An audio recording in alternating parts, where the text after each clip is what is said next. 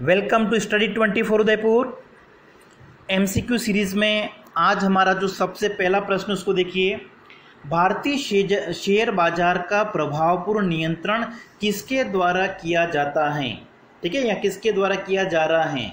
तो देखो, भारत के संदर्भ में अगर हम देखें, जिस प्रकार से जो व्यापारिक बैंक होते हैं, ठीक है, व्यापारिक बैंकों की जो क्रिया प्रणाली होती है कॉमर्शियल बैंकों की, उसके ऊपर नियंत्रण करने का जो काम है, नियमन करने का जो काम है, वो किसके द्वारा किया जाता है?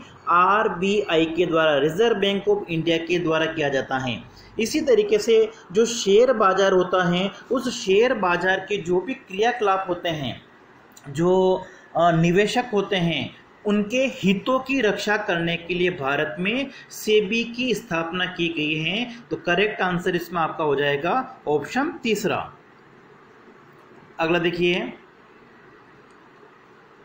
सेबी की स्थापना एक संस्था के रूप में 12 अप्रैल 1988, ठीक है, 1988 में की गई थी। सबसे पहले अगर हम देखें तो जो शेयर बाजार होते हैं उसमें जो घोटाले होते हैं, शेयर बाजार में घोटालों को रोकने के लिए, या शेयर बाजार में जो निवेशक होते हैं उनके हितों की रक्षा करने के लिए सर्वप्रथम सेबी की स्थापना की गई थी 1988 में। लेकिन उस समय इनके पास में किसी प्रकार की कोई वैधानिक शक्तियां नहीं थी। केवल शेयर बाजार में जो लेन देन होता था उसके ऊपर निगरानी करने का कार्य था, और जो लेन देन हो रहा था उसके बारे में सूचना देने का कार्य करता था, लेकिन किसी प्रकार का एक्शन नहीं लिया जा सकता था। इसलिए इसको हम कहते हैं गैर संवैधानिक संस्था के रूप में सर्वप्रथम इसकी स्थापना हुई थी 1988 में।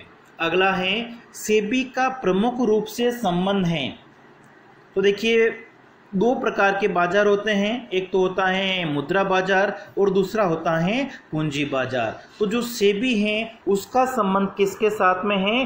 पूंजी बाजार के साथ में है। सेबी की स्थापना क्यों की गई थी? निवेशकों के हितों की रक्षा करने के लिए, पूंजी बाजार पर नियंत्रण स्थापित करने के लिए, पूंजी बाजार का नियमन करने के लिए सेबी की स्थापना की गई थी। अगला है, सेबी का मुख्य कार्यालय कहाँ पर स्थित है? तो इसका जो करेक्ट आंसर हो जाएगा, सेबी का कार्यालय कहाँ पे है? मुंबई में स्थित है। अगला है, सेबी को वैधानिक दर्जा प्राप्त हुआ।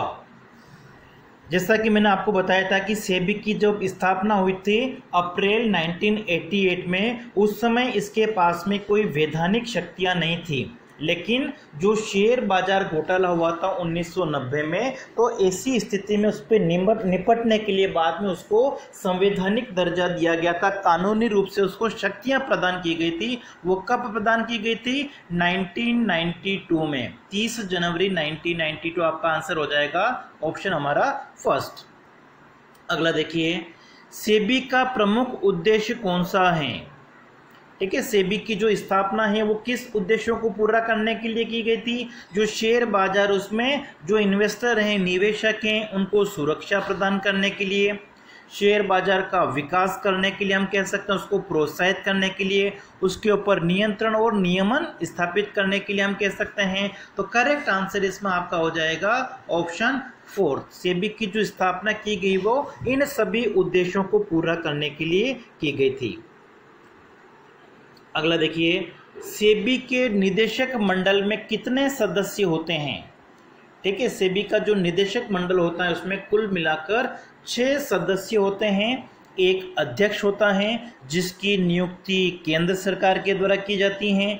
2 सदस्य होते हैं जो केंद्रीय मंत्रालय होते हैं, उनमें जो अधिकारी होते हैं, वित्त और कानून से संबंधित जो विशेषज्ञ होते हैं, वित्त और कानून के जो विशेषज्ञ होते हैं, 2 सदस्य वो होते हैं।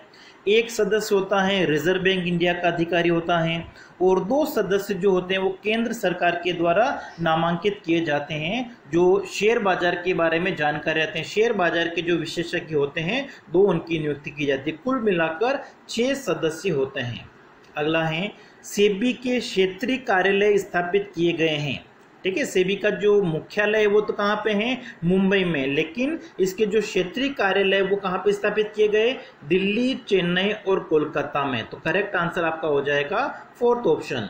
अगला है, जिस व्यवस्था के अंतर्गत प्रतिभूतियों का स्वामित्व एक इलेक्ट्रॉनिक बही प्रविष्टि द्वारा हस्तांतरित किया जाता है, इसको हम क्या कहते हैं?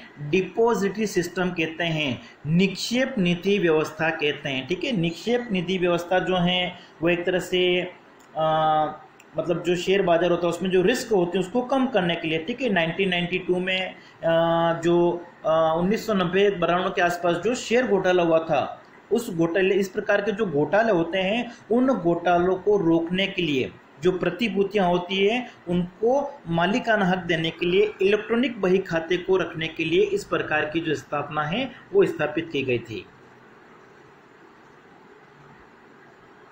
अगला है डीमेट व्यवस्था के में प्रतिभूतियों का भौतिक रूप से इलेक्ट्रॉनिक रूप में परिवर्तित किया जाता है। ऑप्शन हमारा इसमें हो जाएगा फर्स्ट।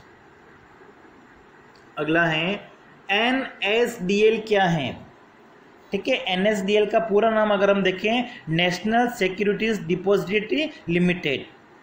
ठीक है, 1992 के बाद में इसको स्थापित किया गया था। जैसा कि मैंने आपको बताया था कि जो प्रतिभूतियां होती हैं उनका मालिकाना हक प्रदान करने के लिए जो शेयर होते हैं उनको इलेक्ट्रॉनिक बही खाते में एक तरह से रखा जाता है जोखिम को कम करने के लिए। तो एक तरह से हम इसको कह सकते हैं, एक तरह से क्या है, निक्षेप निधि है, एक डिपॉजिटरी प्रणाली हम कह सकते हैं। अगला है फरवरी 1998 में दूसरी डिपॉजिटरी ने अपना कार्य जो है वो प्रारंभ किया था। ठीक है, तो इसका नाम आपका हो जाएगा ऑप्शन हमारा सेकंड, CDSL। प्रथम डिपॉजिटरी कौन सी थी? NSDL। सेकंड कौन सी थी? CDSL, central depository services limited, जो BSE के द्वारा 1998 में स्थापित की गई थी। ठीक है, फरवरी 1998 में।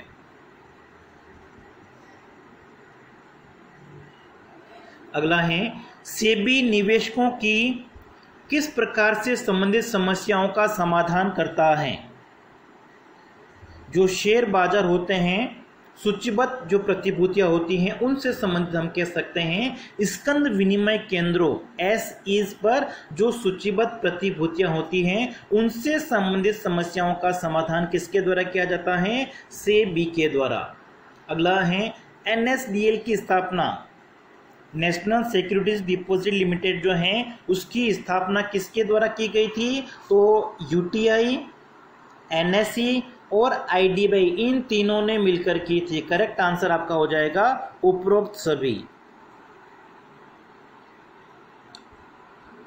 अगला है CDSL का जो संबंध है वो किसके साथ में है? सेंट्रल डिपॉजिटरी सर्विसेज लिमिटेड जो है वो BSE के द्वारा 1998 में स्थापित की गई थी, इसलिए BSE के साथ में ये संबंधित हैं।